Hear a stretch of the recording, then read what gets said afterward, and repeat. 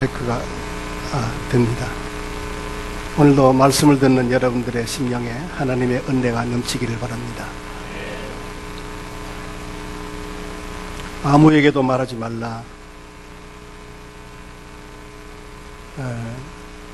이 말씀이 이해가 잘 안 되는 부분이기도 하지만 말씀을 묵상하고 또 설교를 준비하는 가운데서 하나님께서 영적인 귀한 깨달음을 주셨습니다. 그래서 함께 나누려고 하는 것입니다. 여러분, 예수님께서 왜 고난을 받으시고 십자가에서 죽으셨을까요? 여러분은 예수님의 고난과 죽음을 이해할 수가 있겠죠.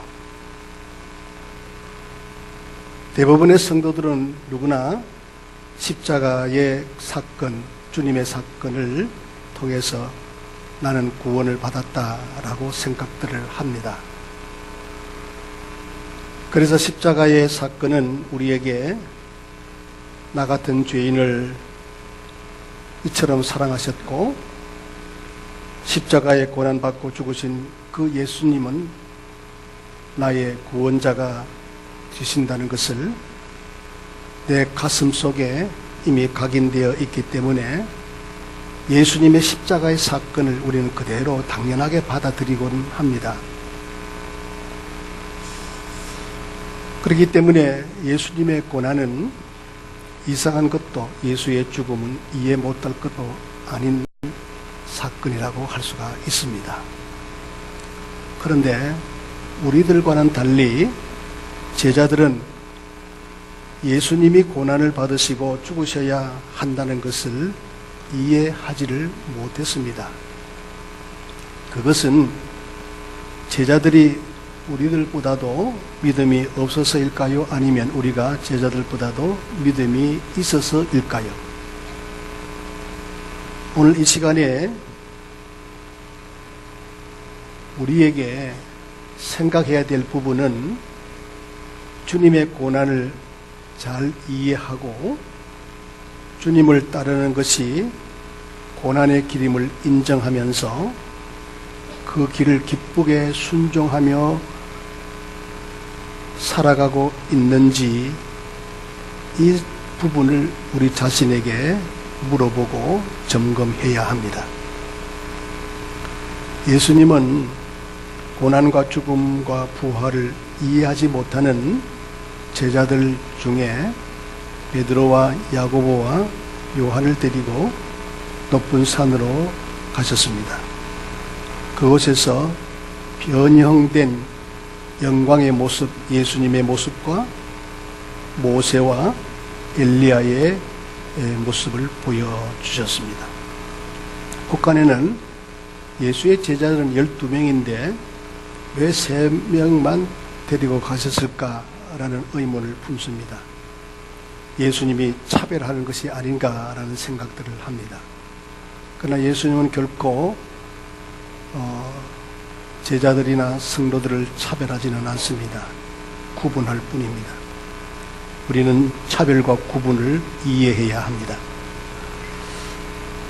바로 이 세 제자들을 데리고 예수님께서 높은 산에서 영광스러운 장면을 보여주셨습니다. 제자들은 이 장면을 목격하게 되었습니다. 그래서 너무나도 황홀하고 신비스러운 이 장면 앞에 제자들은 초막셋을 짓고 그곳에 살기를 원했습니다. 제자들이 경험한 영광의 세계를 계속 누리고 싶어 했기 때문일 것입니다. 새 제자들이 경험한 영광은 세상의 영광이 아닙니다. 그 영광의 장면에 나타난 모세나 엘리야는 이미 세상의 사람이 아니지요. 그러나 이들의 삶을 보면, 이들의 죽음을 보면 신비할 수밖에 없지요. 모세는 신명기 34장 1절에서 6절에서 보면은 비가스산에서 약속의 땅 가나안을 바라보며 죽으셨고, 그러나 모세의 시체를 어느 곳에서도 찾을 수가 없었습니다.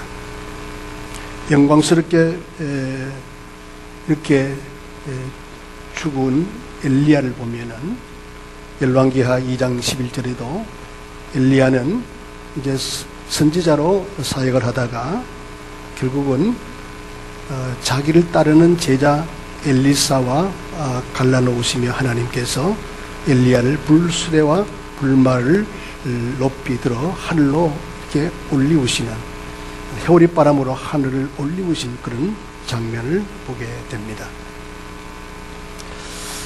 특별히 이 두 선지자는 죽음도 신비스럽게 죽음을 맛보지 않고 죽은 신비스러운 사건이라고 할 수가 있습니다. 예수님도 평소에 보았던, 제자들이 보았던 예수님의 모습이 아니라 바로 실질적으로 변모한 모습을 제자들이 보게 됩니다. 그러므로 이때 변모한 예수님은 세상에서의 그런 육체를 가진 실체가 아니었습니다. 새 제자들이 경험한 것은 그러므로 이 세상이 아닌 다른 세상, 즉 하나님의 나라, 천국의 모습이었습니다. 하늘의 영광이었던 거죠. 제자들은 그곳에 있으므로 하늘의 영광을 계속 누리기를 원했지만 그 하늘의 영광은 예수님의 그 고난을 통해서 죽으심과 부활로 인해서 주어지는 것이었습니다. 예수님의 죽으심과 부활이 우리를 모세와 엘리야가 함께하는 그 영광스러운 세계로 들어가게 하는 것입니다. 그러므로 이제 우리가 분명히 한 가지 깨달아야 할 것이 있습니다. 초라한 모습으로 이 땅의 낮은 자리에 오셔서 고난을 받으시고 십자가의 죽으심의 길을 가신 예수님은 바로 실패자가 아니라는 것입니다. 예수님이 가시는 그 십자가의 길은 세상이 알지 못하는 영광의 세계로 들어가는 문이었습니다. 예수님은 자기 백성을 그 길로 오라 하시고 인도하시는 것입니다. 제자들이 하늘의 소리, 마태복음 17장 5절에서 하늘의 소리를 듣습니다. 무슨 소리입니까? 이는 내 사랑하는 아들이요 내 기뻐하는 자니라는 소리를 듣고 눈을 들어 보았을 때 8절에 보니까 오직 예수 외에는 모세도 엘리야도 보이지 아니하고 오직 예수만 보였습니다.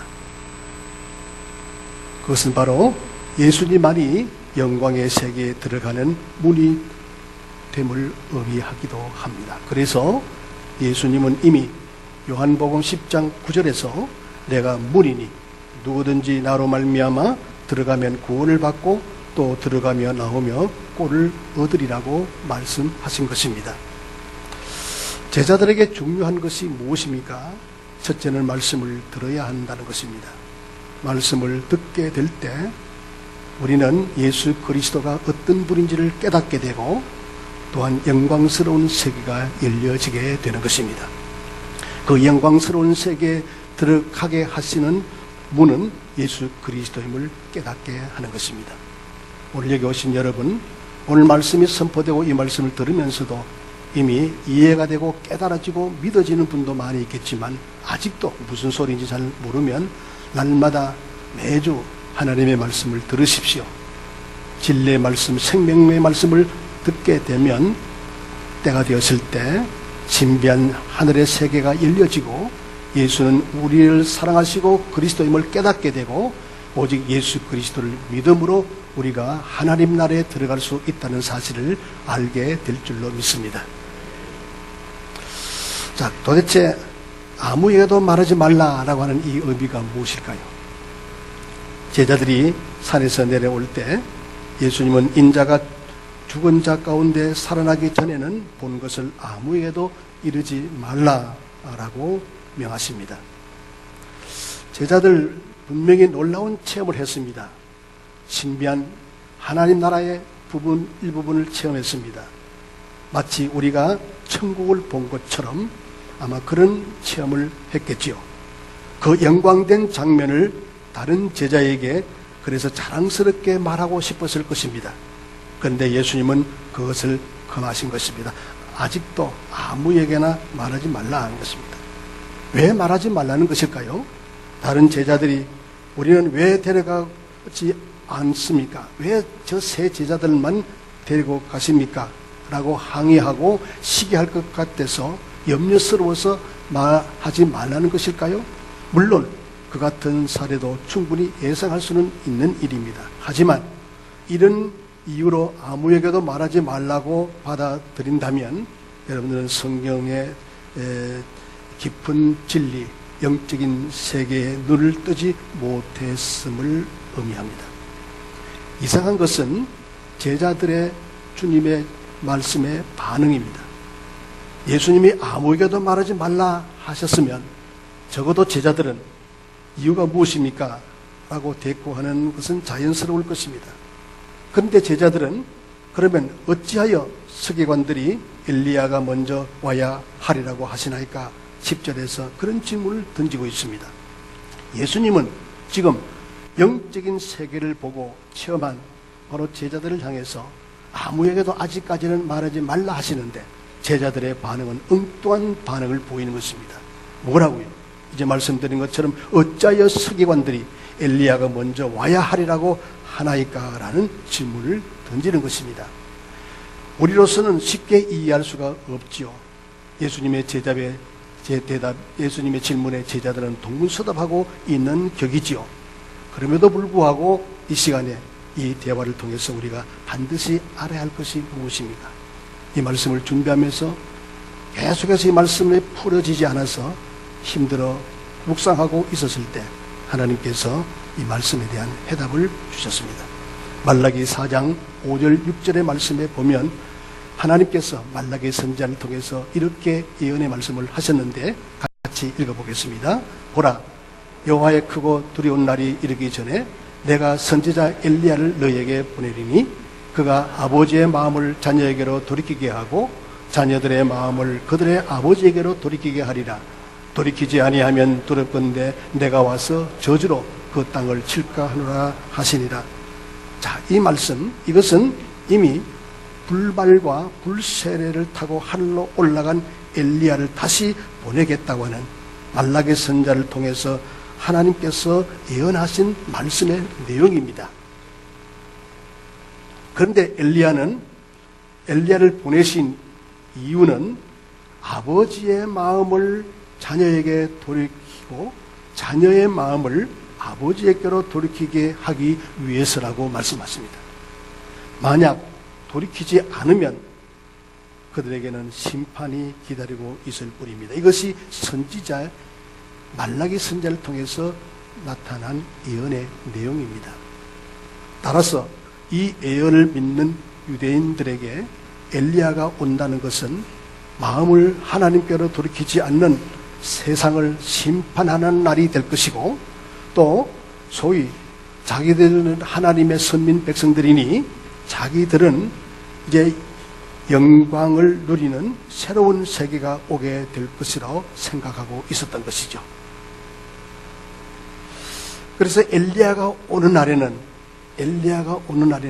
다시 엘리야가 오는 그날에는 바로 하나님께로 돌이키지 않는 사람들은 심판의 날이 될 것이지만 이미 하나님의 백성이 된 유대인들 자기들 스스로는 생각하기를 이제는 새로운 영광의 세계로 이제 우리들을 이끌어 가실 것이라고 하는 어떤 그런 생각을 하고 있었다는 겁니다.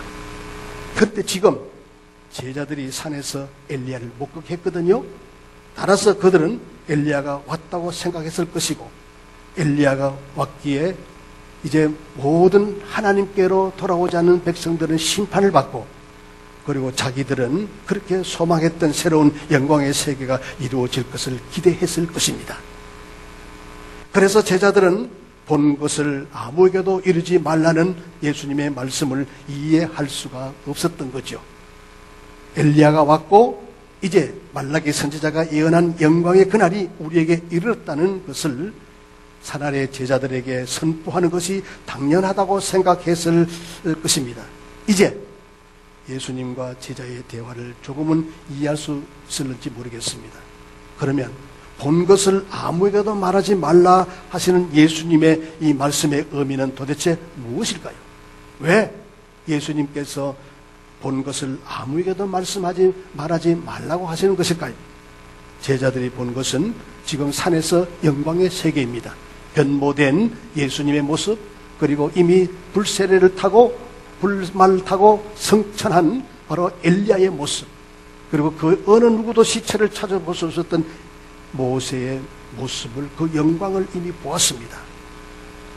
그 영광을 장차 예수님의 고난과 죽음과 부활로 이루어지는 세계였는데, 하지만 제자들은 아직 예수님의 고난도 죽음도 부활도 이해를 하지 못하고 있습니다. 메시아이신 예수님이 왜 고난을 받고 죽으셔야 하는지 그들로서는 도무지 이해할 수가 없었습니다. 그래서 제자들이 말하는 영광의 세계는 고난과 죽음과 부활이 삭제된 그런 세계를 꿈꾸고 있었습니다. 참된 영광의 세계가 아니었습니다. 그래서 예수님은 자신이 부활하기 전까지는 아무에게도 말하지 말라고 하신 겁니다. 참된 영광의 세계는 예수님의 고난과 예수님의 죽으심과 예수님의 부활로 세상에 증거될 것이기 때문에, 그래서 참된 영광의 세계가 오기 전에는 너희들이 함부로 그런 영광의 세계를 보았다고 사람들에게 말하지 말라는 것입니다. 12절의 말씀에 보니까 내가 너희에게 말하노니 엘리야가 이미 왔으되 사람들이 알지 못하고 의미로 대우하였도다. 인자도 이와 같이 그들에게 고난을 받으리라 하시니라고 말씀합니다. 자, 엘리야에 대한 문제를 끄집어낸 제자들에게 예수님은 엘리야가 이미 왔다라고 말씀합니다. 즉 하나님이 다시 보내시겠다고 한 엘리야는 너희들이 산에서 목격한 엘리야가 아니라 이미 왔다라고 말씀하십니다. 하지만 사람들은 엘리야를 알지 못했고 의미로 그들을 대우하면서 결국은 엘리야를 죽였다는 겁니다. 이것이 예수님이 가야 할 길이고, 예수님이 가야 할 길을 세상에 증거하는 것이 엘리야가 온 이유임을 예수님은 밝히고 있는 것이죠. 그리고 제자들은 비로소 이때야 예수님이 말씀하신 엘리야가 바로 세례 요한이라고 하는 사실을 깨닫게 되는 것입니다. 세례 요한은 엘리야로 이 세상에 예수님 6개월 먼저 오셨습니다. 하지만 세상은 세례 요한을 선지자로 인정하지 않았습니다. 하나님이 말라기 선지자를 통해서 예언하신 엘리야로 인정하지 않았습니다. 왜냐하면 그들이 기대한 엘리야와 달랐기 때문입니다. 그래서 제멋대로 대우하고 제멋대로 다루고 결국은 바로 그들이 세례 요한을 죽입니다. 세례 요한, 그는 바로 예수님이 가신 길을 그대로 보여준 사람입니다. 예수보다도 6개월 먼저 이 땅에 태어나시고, 그리고 예수님의 길을 예비하시고, 그리고 예수님이 가실 길이 어떤 길인지를 자신의 삶을 통해서 보여주신 분이 바로 세례 요한입니다. 예수님이 하나님의 아들로 세상에 왔지만 세상은 예수를 의미로 대우했습니다. 세상이 생각한 메시아가 아니었기 때문입니다. 그래서 결국 십자가에 못 박아 죽이는 것입니다. 엘리야로 이 세상에 세례 요한이 왔음에도 불구하고 세례 요한의 모습을 보니 도대체 엘리야 같지 않으니까 세례 요한을 우습게 대하고 세례 요한을 죽였습니다. 하나님의 아들 예수가 하나님으로서 이 땅에 오셨습니다. 바로 예수의 모습을 보니 바로 하나님처럼 보이지 않았기 때문에 예수를 우습게 대하고 결국은 바로 예수를 십자가에 못 박여 죽인 것입니다. 예수님은 죄가 있어서 어쩔 수 없이 죽으신 것이 결코 아닙니다. 예수님은 하늘의 의로 오셨고 세상의 의를 드러내기 위해서 오셨습니다. 하지만 세상은 그 의를 불편해했고 거부했습니다. 자기 자신들이 기다리던 메시아와 다른 모습으로 오신 예수를 인정할 수가 없었고 결국은 예수를 십자가에 못 박은 것입니다. 예수님의 죽으심은 하늘의 의를 거부한 세상에 스스로 악함을 드러낸 바로 사건이었던 것이죠. 그렇다면 우리가 해야 할 일이 무엇입니까? 이제 생각해야 할 것은 고난과 죽음의 길을 가신 예수님을 믿는 우리들입니다. 예수님의 고난과 죽으심이 하늘의 의를 달갑지 않게 여기고 불편해한 세상의 반응의 결과였다면 예수를 믿는 우리들 역시 고난을 회피한 채 믿음의 길을 갈 수는 없지 않겠습니까? 왜냐하면 성도는 세상이 불편해하는 예수님의 의를 믿는 사람들이기 때문입니다. 그러나 우리는 고난을 기피하고 고난을 싫어합니다. 고난은 곧 고통이요 희생이라고 생각하기 때문에 예수님의 고난을 우리의 삶에 적용하는 것을 아주 싫어합니다. 그리고 어려운 일이라고 여기고 있습니다. 그거는 특별한 사람 외에는 대부분의 사람은 그 고난의 길을 갈 수 없다라고 생각하는 것입니다. 여러분, 정말 불가능한 것일까요? 결코 불가능한 것이 아닙니다. 주님의 은혜로 주신 믿음의 세계 안에서 믿음의 눈을 가지고 보면 가능한 길입니다. 예수님의 고난과 죽음과 부활을 믿는다면 우리는 하나님 아버지께로 그 마음을 돌이킬 수 있기 때문입니다. 고난이 고통이고 고난이 정말 참을 수 없는 그런 희생이라고 할지라도 바로 믿음 안에서 주님이 내게 베푸신 그 은혜와 그 사랑을 안다면 우리는 충분히 아버지께로 마음을 돌리고 우리는 주님이 가신 그 길을 우리는 따라갈 수가 있는 것입니다. 인간의 의는 제가 늘 말씀드리는 것처럼 자기 행함을 통해서 의를 자꾸 쌓으려고 하는 것입니다. 뭔가 자꾸 행해서 의를 쌓으려고 하는 것입니다. 그래서 스스로 무언가 행함으로 의를 쌓게 되면 세상 사람들은 내가 쌓은 그 의를 보고 인정해주고 나를 높여줄 것이라고 생각합니다. 그래서 이것을 보람으로 느끼면서 즐거워하고 삽니다. 이로 인해서 행함을 자꾸 유발시키는 동기가 되어서 자꾸 뭔가 행함으로써 내가 의롭게 되려고 하고 그 의를 쌓아가니 세상 사람들은 나를 인정해주고 나는 스스로 높여지고 그것을 위해서 나는 즐거워하고 만족하며 살아가는 것입니다. 이것이 세상의 의요 자기의 의입니다. 그런데 이 모든 세상의 의와 인간의 의를 거부하는 것이 예수님의 의예요. 때문에 이런 인간의 의를 부인하는 예수님의 의를 불편하게 여길 수밖에 없는 거죠. 이런 인간의 의로 살아가는 사람들에게 예수님의 의는 충돌할 수밖에 없고 불편할 수밖에 없다는 것입니다.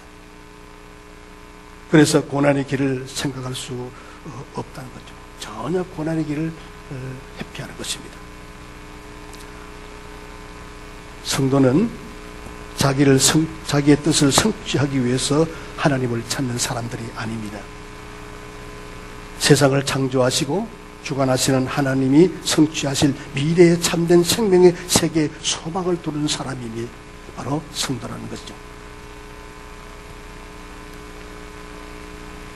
현실적으로 무슨 의를 행해가지고 자꾸 의를 쌓고 세상으로부터 인정받고 그것에서 만족하려고 하는 그런 인간의 의, 세상적인 의가 아니라 하나님의 의는 이 세상을 창조하시고 이 세상을 주관하시면서 앞으로 이루어질 성취하실 미래의 세계, 그 미래의 세계의 소망을 두는 것,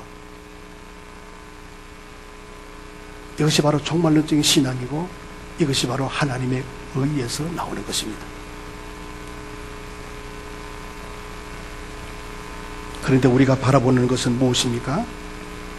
실질적으로 우리의 현실을 들여다보고 자신을 들여다보면 현재 우리의 삶에 대해서, 지금 눈에 보이는 세상적인 삶에 대해서 그 삶을 바라보고 삽니까? 아니면 하나님께서 앞으로 미래에 성취하실 참된 생명의 세계를, 즉 하나님의 나라를 바라보고 사십니까? 이제는 우리 자신들을 돌아보면 영광의 세계보다는 현재의 세상 속에서 자기를 성취하는 일에 전념하고 투쟁하고 사는 것이죠. 이게 우리들의 모습이기도 합니다. 좀 더 높은 곳으로 오르고 좀 더 오르기 위해서 싸우며 투쟁적인 삶을 살아가는 것입니다. 그러나 성도의 삶은 결코 이 세상의 현실을 바라보면서 이 현실 세상 속에서 자신의 뜻을 성취하고 하기 위해서 더 높은 곳으로 더 높은 곳으로 더 많이 가지기 위해서 싸우며 투쟁하는 삶이 결코 아니라는 것입니다.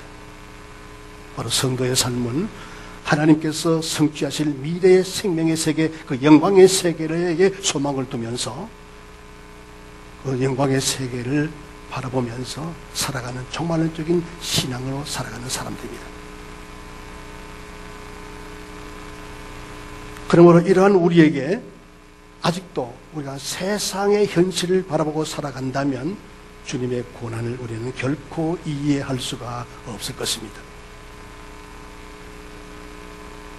그리고 우리는 결코 이 고난을 받아들일 수가 없는 것이죠.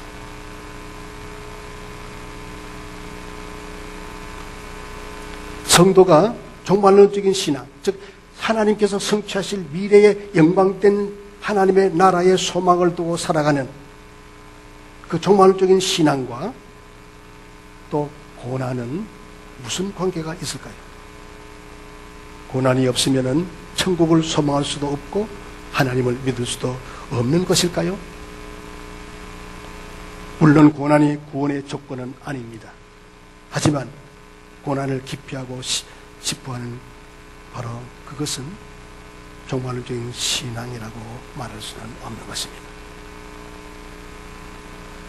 산에서 목격한 영광의 세계를 예수님의 부활 전까지 아무에게도 말하지 말라고 하신 그 기쁘신 뜻을 여러분 한번 생각해 보십시오. 하늘의 영광의 세계는 예수님의 고난과 예수님의 죽으심으로 하나님의 세계가 열려지는 겁니다. 그냥 하나님의 세계가 열려지는 것이 아니라 주님의 고난과 죽음을 통해서 영광의 세계가 열려지는 것입니다. 그래서 여러분 마태복음 27장 52절 53절에 보니까 예수님이 고난을 겪으시고 십자가에 죽으신 다음에 일어난 사건이 어떤 사건입니까? 무덤이 열리며 자던 성도의 몸이 많이 일어났다고 했어요. 예수의 부활 후에 그들이 무덤에서 나와서 거룩한 성에 들어가는 사람들이 많은 사람들에게 보여졌다고 했습니다. 그러므로 예수님의 고난과 죽음은 실패가 아닙니다. 어쩔 수 없이 죄 때문에 죽은 실패자가 아닙니다. 사랑하는 여러분, 그러므로 진정으로 우리에게 필요한 것이 뭐냐 하면, 우리는 성도라고 한다면은 바로 주님께서 이루실 미래의 그 영원한 하나님의 나라, 그 영광된 세계를 바라보며 살아가는 종말론적인 신앙을 가졌다면, 고난이 구원의 조건은 아니지만 반드시 바로 우리는 고난을 수용하고 고난을 받아들여야 한다는 것입니다.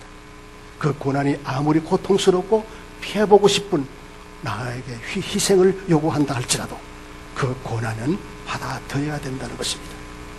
그 고난을 회피하면 안 된다는 것입니다. 왜냐하면 이 고난을 통해서 미래에 펼쳐질 아름다운 하나님의 나라가 우리에게 열려질 것이기 때문입니다. 많은 분들이 신앙생활을 할 때 주님의 말씀에 대해서 너무 이상적으로 자꾸 생각을 합니다. 좀 구체적이고 실질적으로 좀 이 말씀을 받아들여야 합니다. 예수님께서 말씀하셨습니다. 마태복음 16장 24절에 나를 따라오려거든 자기를 부인하고 자기 십자가를 지고 나를 따르라고 말씀하고 있습니다. 다시 말하면 우리는 미래의 종말적인 신앙을 가지고 미래의 하늘나라가 펼쳐질 그 세계를 소망하며 살아가는 우리들에게 있어서 반드시 그 종말적인 신앙의 본질은 바로 십자가, 자기에게 지어진 십자가를 지는 겁니다. 이 십자가가 바로 고난입니다. 그런데 많은 교회 안에 많은 현실적인 사람들을 보면 아직도 이 고난을 회피하고 있다는 것입니다. 가능하면 편안하게 신앙생활을 하려고 합니다. 고난은 다 떨쳐버리고 고난을 핑계 삼아 고난을 피해서 그저 편안하게 신앙생활을 하려고 하는 것입니다. 그래서 한번 예배 드리는 것으로 만족하고 모든 고난스러운 것들, 내게 고통스럽고 그리고 내게 나를 희생하는 그 모든 고난의 의미를 전부 핑계 삼아 그걸 피하면서 편안하게 신앙생활을 하려고 한다면 그것은 진정한 종말론적인 신앙의 사람이라고 할 수가 없습니다. 미래에 펼쳐질 예수님께서 고난과 죽음으로 이루어오신 그 하나님의 나라를 소망하며 살아가는 진정한 그리스도인의 삶의 모습이 아니라는 것이죠. 저는 그런 모습들을 자주 봅니다. 가능한 편안하게 신앙생활을 하려는 거예요. 기도 생활도 내게 고통스러우면 안 합니다. 전도도, 성경도, 봉사도, 사역도 그것도 그냥 내게 고통스럽고 내게 희생되는 일하면 다 거부합니다. 여러분, 우리는 더욱더 한 단계 더욱 성숙한 신앙의 공동체, 예수의 공동체가 되기 위해서는 우리는 11조의 신앙의 자리에서 벗어나야 합니다. 한 단계 업그레이드 되어져야 된다는 것입니다. 많은 분들이 생각해요.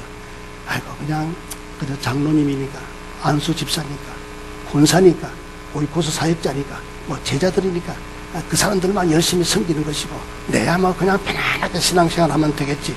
이게 뭐냐면 11조적인 신앙의 수준이거든요. 교회가, 한국 교회가 다 그렇습니다.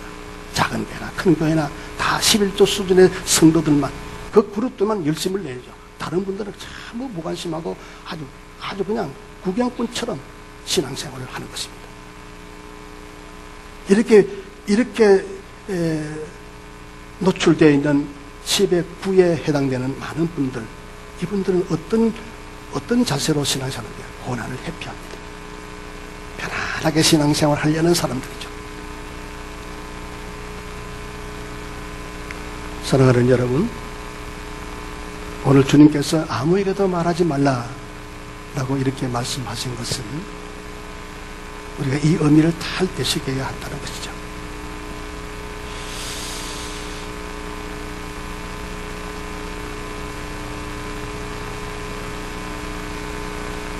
여기 오신 여러분들은 이미 하나님의 어린 양의 생명책에 기록된 자들임을 저는 믿습니다. 계시록 21장 27절의 말씀을 보면은 오직 어린 양의 생명책에 기록된 자들만이 그 영광스러운 세계에 들어간다고 말씀하고 있습니다. 이것은 우리의 노력도, 우리의 다짐도, 우리의 결심으로 된 것도 아니고 우리의 실력으로 된 것이 아니라 전적인 하나님께서 나에게 믿음의 선물을 주셨고 믿음의 눈을 열어보니 하나님께서 나를 사랑하시고 나에게 은혜를 베풀어 주심으로 바로 이 믿음으로 인해서 내 이름이 하나님 나라 생명책에 기록된 줄로 믿습니다. 이 사실을 믿으십니까? 이것으로 끝났습니까? 아니에요. 오늘 주신 말씀의 핵심이 뭐냐면 바로 21장 7절의 말씀을 보십시다. 다 같이 읽을까요? 21장 7절의 말씀인데 시작. 이기는 자는 이것들을 상속으로 받으리라. 나는 그의 하나님이 되고 그는 내 아들이 되리라.